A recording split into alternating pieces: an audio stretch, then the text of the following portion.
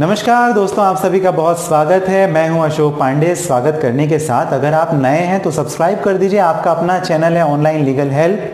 किसी मदद की ज़रूरत हो तो इसी वीडियो के डिस्क्रिप्शन में लिंक है जहां से आप अपॉइंटमेंट बुक करके भी बात कर सकते हैं।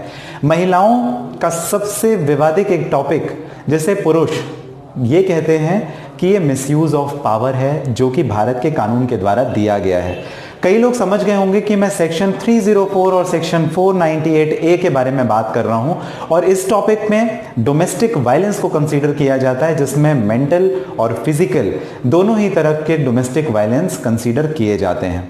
ज़्यादातर जो केसेस थे पुराने समय में अगर हम लोग देखें तो केसेस होते थे, जेन्युइन केसेस होते थे। इसी वजह से अमेंडमेंट ला करके 498A को आईपीसी यानी इंडियन पिनल कोड में इंसर्ट किया गया। लेकिन आने वाले समय में और आज के समय में ऐसा समझ में आता है कि इसका दुरुपयोग काफ़ी ज़्यादा हो रहा है। तो एक बार फिर से क्या अमेंडमेंट की ज़रूरत है? शादी होती है, शादी होने के बाद में अगर लड़का लड़की का रिश्ता बनता नहीं है, चलता नहीं है, तो लड़कियों का सबसे बड़ा हथियार या वेपन अगर आप कहें तो वो होता है 498A की शिकायत पुलिस स्टेशन में कर देना।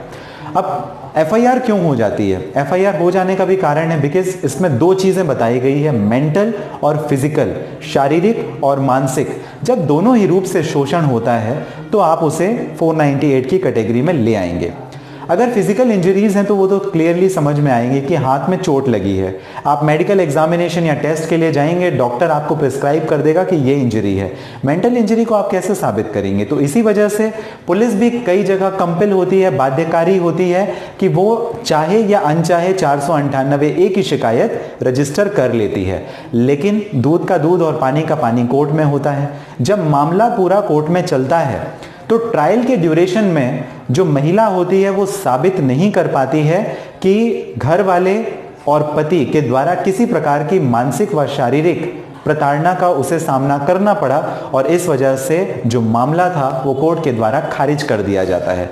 लेकिन इसमें सम्मान की एक बात आती है, जो सम्मान, मान या प्रतिष्ठा समाज में लड़के को मिलना या उसके घर वालों को मिलना चाहिए था। एक एफआईआर दर्ज होने, पुलिस थाने कचहरी जाने से वो सम्मान में एक प्रश्न चिन्ह खड़ा हो जाता है। चलिए, ये तो रही डोमेस्टिक वायलेंस की बात। अब इसके पीछे दो तीन ऑब्जेक्टिव होते हैं। दो तीन में से सबसे पहला ऑब्जेक्टिव ये कि बदले की भावना कई केसेस में सही भी होता है। मैं ये नहीं कह रहा हूं कि पूर्णतः 498A यानी 498A आईपीसी का दुरुपयोग किया जाता है, लेकिन फिर भी ज्यादातर मामले में कोर्ट की ट्रायल जब होती है और रिजल्ट आता है या परिणाम आता है तो उसमें यह पाया जाता है कि ज्यादातर जो अमूमन केसेस होते हैं वो केवल और केवल जो ऑपोजिट पार्टी है, लड़का और उनके घर वाले, उनको दबाव डालने के लिए, उनको डिफेम करने के लिए, उनकी मानहानि करने, उनकी समाज में प्रतिष्ठा कम करने के साथ साथ उनकी जेब खाली करने या पैसा निकालने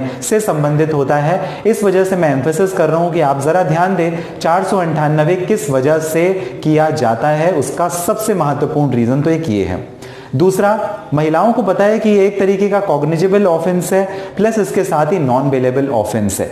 मैं दोबारा से अपनी बात को विस्तृत रूप से और स्पष्टता के साथ आपके सामने रखना चाहता हूं कि मेरा यह कहना बिल्कुल भी नहीं है कि इसका पूर्णतः दुरुपयोग होता है, लेकिन अमूमन या अक्सर इस धारा का 498A का दुरुपयोग किया जाता है। मैं इसके बारे में बात कर रहा हूं, और यह जानते हुए कि यह कॉग्निजेबल और नॉन बेलेबल ऑफेंस है, इसका कई बार उपयोग किया जाता है, जिसकी वजह से लड़का पक्ष, लड़के पक्ष, उनके घर वाले ज्यादा तौर पर या मानसिक व शारीरिक तौर पर परेशान हो जाते हैं, दबाव में आते हैं, और एक सेटलमेंट अमाउंट जो अनरीजनेबल भी हो सकता है, कुछ केसेस में रीजनेबल सेटलमेंट भी होता है, depends on case to case, देना पड़ जाता है। जरा मतलब भी समझ लेते हैं। बाद में आपको मैंने इस वजह से बताया क्योंकि पृष्ठभूमि मुझे आपके समक्ष रखना ज्यादा उचित लगा। अब बात करते 498A।